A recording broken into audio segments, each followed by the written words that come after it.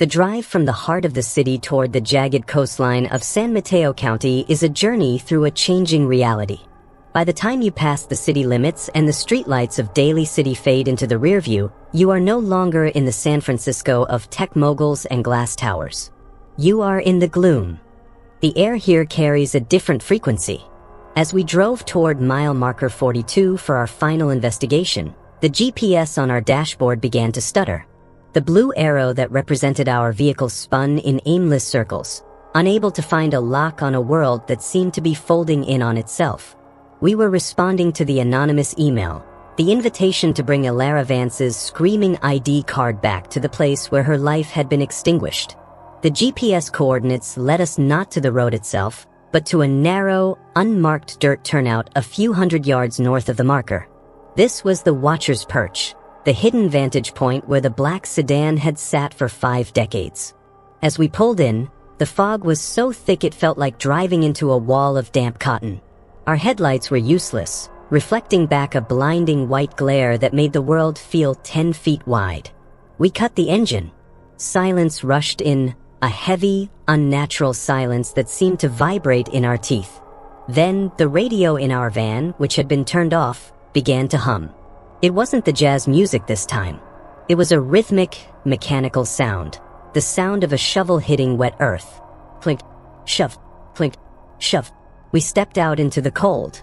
The wind was whipping off the Pacific, carrying the scent of brine and something sharper, the metallic tang of ozone. From the darkness of the fog, a figure emerged. It wasn't the girl in the yellow raincoat. It was an old man, draped in a heavy wool coat, leaning on a spade. His face was a map of deep lines and sun-damaged skin. This was the watchman. "You're late," he said. His voice sounded like gravel being crushed. We asked him who he was and who he worked for. He didn't answer directly. He looked out over the cliff's edge toward the churning white water of the Pacific. "I was 22 when Arthur Sterling gave me my first check," he said. "He told me it was the easiest job in the world. Just sit. Just watch. If anyone stops at marker 42 for more than 5 minutes, call the number. If anyone starts digging, make them stop." I thought it was a prank. Then I saw her. The watchman confessed that he had seen Elara hundreds of times. He had watched her climb into cars, he had heard the screams of drivers as they fled into the night, and he had done nothing. But he was dying now. The gloom had finally seeped into his bones, and the money Sterling had paid him couldn't buy him a clean conscience. He pointed to a patch of earth near the base of a twisted cypress tree. "The jars aren't here," he whispered. "Sterling's men took the soil samples decades ago. They thought they destroyed the evidence. But Thomas Vance was smarter than a bunch of Stanford lawyers. He didn't just save the soil. He saved the plates." The plates were the original photographic negatives Elara had taken. Images of Arthur Sterling himself supervising the dumping of mercury-laden industrial waste into the coastal aquifer. If these plates still existed, they wouldn't just be a ghost story. They would be a federal indictment. "They're at the Steiner address," the watchman said, his eyes wide with a sudden, primal terror. "But you can't just walk in. The house is gone, but the gloom of that basement is still there. Elara is the key. You have to give her the ID. You have to let her finish the walk home." He handed us a rusted iron key, a skeletal thing that looked 100 years old. "This is for the vault under the stairs. Now go, before the sedan comes back." We didn't wait for a second warning. We turned the van around and raced back toward the city, back toward the Richmond district, and the ghost of 1428 Steiner Street. As we entered the city, the atmosphere shifted again. The air grew stagnant. The Steiner Street of today is an upscale neighborhood of renovated condos and quiet cafes. We found the coordinates where the Vance house had once stood. It was now a small, landscaped parklet between 2 modern apartment buildings. To the casual observer, it was a place for dogs to run and neighbors to chat. To us, it was a lid on a tomb. Using the watchman's instructions, we found the stairs that weren't there. In 1969, when the city demolished the block, they had used a technique called slab capping. They knocked the houses into their own basements and poured concrete over the rubble. We found a hidden maintenance hatch for the city's sewer line at the edge of the park. It was the only way down. Descending into the subbasement of Steiner Street felt like traveling back in time. The air was thick with the smell of wet sand and coal dust. Our flashlights cut through the darkness, revealing the jagged remains of a Victorian foundation. Red brick, rotting redwood beams, and the shattered porcelain of a 1960s-era sink. We moved deeper into the crawlspace, following the path Elara had described in her journal. We reached a wall that felt different. It wasn't stone, but reinforced steel. This was the vault. As we stood before the steel door, the temperature plummeted. Our breath turned to mist. We felt a presence behind us. We didn't turn around. We knew who it was. The smell of sea salt and old library books filled the narrow tunnel. "I'm home," a voice whispered. It was Elara. We held out the screaming ID card. "We know what happened, Elara. We have the record." A pale, translucent hand reached out from the shadows and took the card. The moment her fingers touched the plastic, the vault door groaned.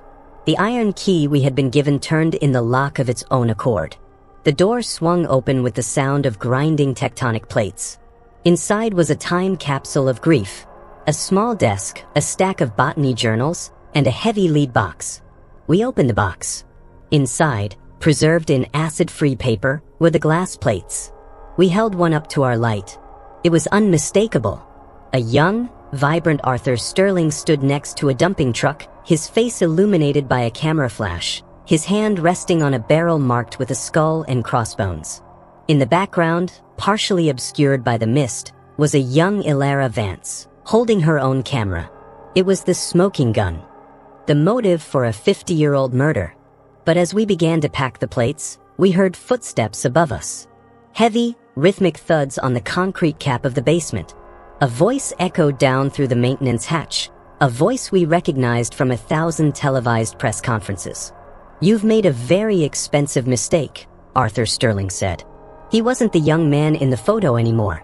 He was an old lion, backed by two men in dark suits who didn't look like police.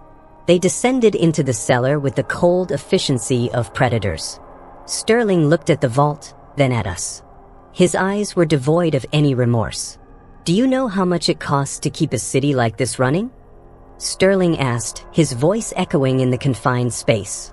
"It takes compromises. It takes burying things that would stop progress." Elara didn't understand that.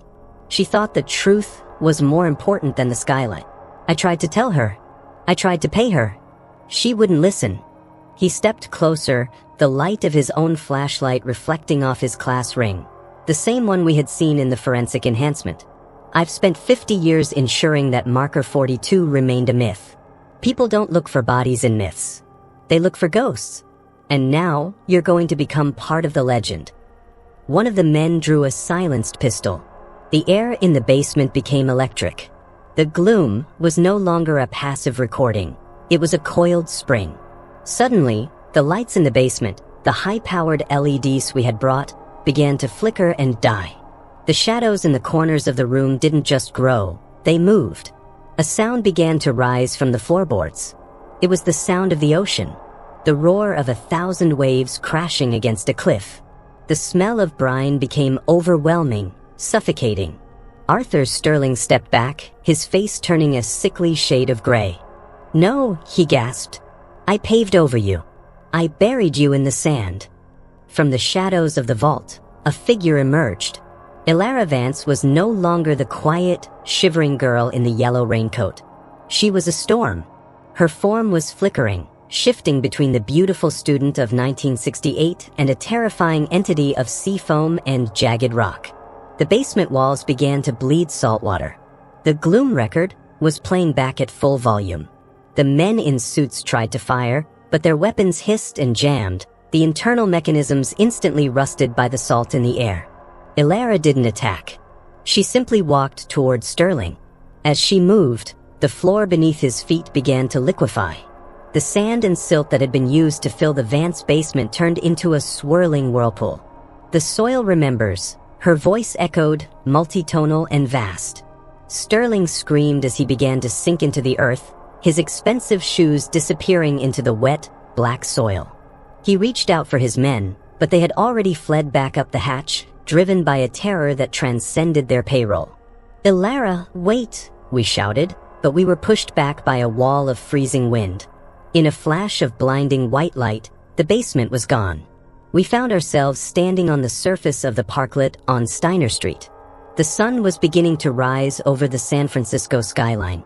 The maintenance hatch was sealed tight, as if it had never been opened. We looked down at our hands. We were still holding the lead box. The glass plates were safe. The aftermath was a whirlwind. We didn't go to the local police. We knew the gloom went too deep in the city's departments. Instead, we delivered the plates and the watchman's testimony to the Federal Bureau of Investigation and the Environmental Protection Agency. The scandal that followed tore the heart out of San Francisco politics. Arthur Sterling was never seen again. Officially, he vanished on a private flight over the Pacific. Unofficially, his office was found covered in a layer of fine, coastal sand and dried sea kelp. The development project at mile marker 42 was halted. The EPA declared the area a toxic site, but more importantly, a crime scene. They didn't just find the chemicals. They found the remains of Thomas Vance, buried in a shallow grave just yards away from where his daughter's car had been pushed over the cliff. Today, if you drive Highway 1 past mile marker 42, you'll notice something different. The gloom is still there, but the weight has lifted. The reports of the vanishing hitchhiker have stopped. The girl in the yellow raincoat has finally reached Steiner Street. She has finally finished her walk home. But here at the Gloom Record, we know that San Francisco is a city built on layers.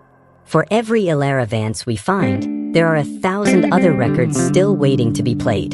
The fog will always roll in. The ocean will always keep its secrets. And we will always be here listening to the static. Because some stories don't end. They just wait for someone to hit play. Stay in the light. This has been the final record of mile marker 42.